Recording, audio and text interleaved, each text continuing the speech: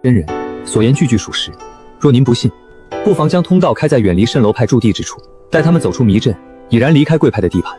如此安排，您看如何？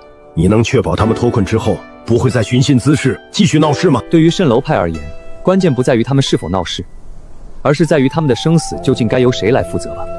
真人只需放开迷阵，我以性命担保，他们绝不会再与蜃楼派拼死相搏。这条件应当足够了吧？罢了，这份因果，我蜃楼派确实承担不起。烦请真人送我一程，我与他们同生共死，必定会保证他们不再有任何过激的行为。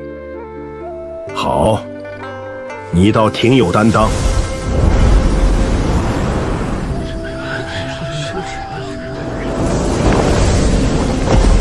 诸位，我承诺之事皆已做到。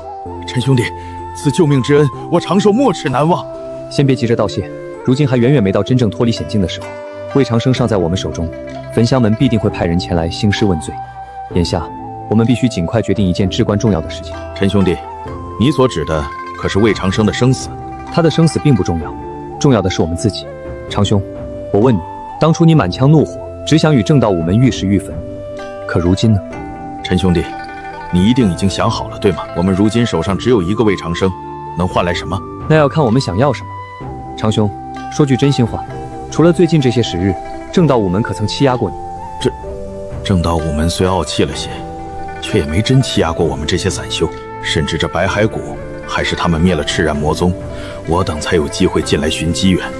看来诸位心里都有数，正道弟子确实有错，却还没到要与他们玉石俱焚的地步。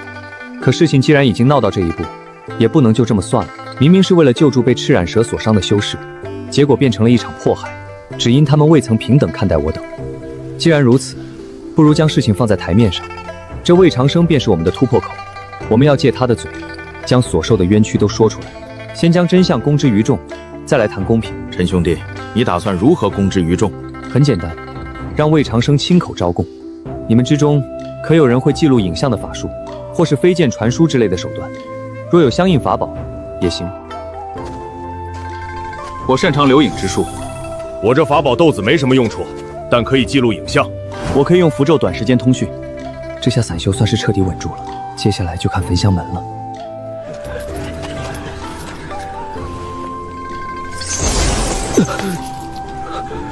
你们识相便放了我，否则焚香门不会放过你们。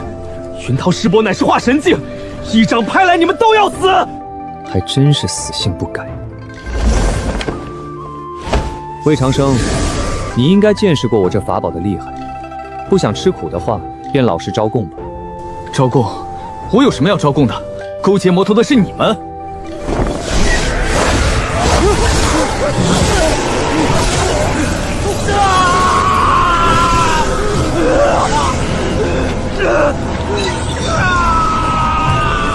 我这法术你已经尝过一次了，若是你能真心悔过，倒是能减轻些许，以你的忏悔为我等换来真正的公平。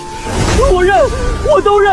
我恨你入骨，却奈何不得，只能发泄在其他散修身上。